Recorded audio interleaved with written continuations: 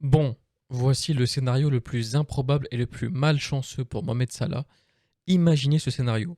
Salah se qualifie pour la finale de la CAN avec l'Égypte et la perd. Ce serait la troisième finale de CAN qu'il perdrait dans sa carrière. C'est vraiment un chat noir. Bon, je suis tombé sur la vidéo d'un TikToker qui parlait, qui disait Belek, Salah, enfin Belek, Drogba, Eto'o, Salah, cette canne s'il la prend.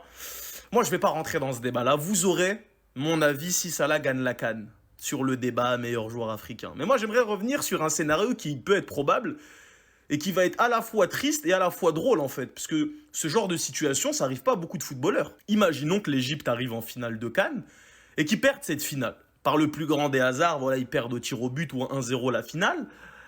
Ce serait la troisième finale de CAN perdue pour Mohamed Salah. S'il vous plaît, là j'ai vraiment besoin de votre aide.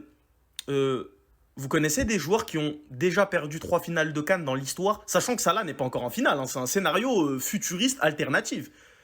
Mais ce serait l'un des joueurs les plus maudits de l'histoire de la Coupe d'Afrique des Nations.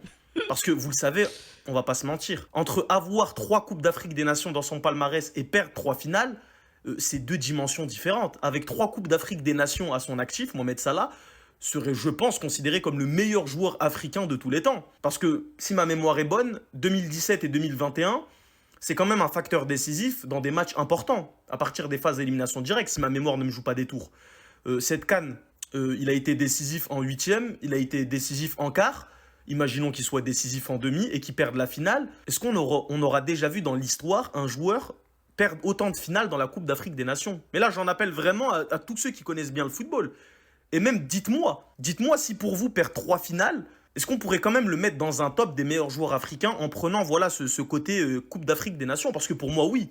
Même si tu perds 3 finales, bah, tu es allé 3 fois en finale en étant un acteur majeur de ton équipe. Mais ce qui est dommage, c'est que tu n'as pas ces 3 cannes. Et c'est ça qui est terrible. Regardez un joueur comme Didier Drogba.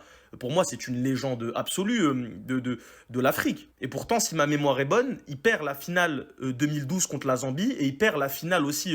Je sais pas si il est là en 2006 quand il perd contre l'Égypte. Ah, il perd 2 finales de Cannes. Mohamed Salah, si cette année il va en finale et qu'il perd, ça fera 3. C'est. Waouh. C'est du jamais vu, hein. Bon, C'est vraiment du jamais vu en tout pardonnez-moi. cas. Mais on lui souhaite pas que ça arrive, même si ça va être compliqué cette canne. 3 cannes, ça veut dire que ça a été fait sur 2, 4, 6. C'était sur 6 ans de carrière du coup. Si on reprend les 3 cannes, est-ce que ça a été en même temps?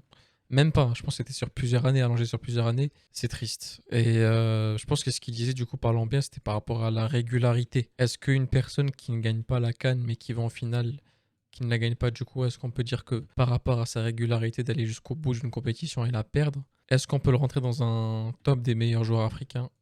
Aucune idée. Moi, tout ce que je retiens, c'est que les gens se rappellent des titres, mais pas de ceux qui perdent. Prenez soin de vous, les amis, et la paix sur vous. Ciao tout le monde.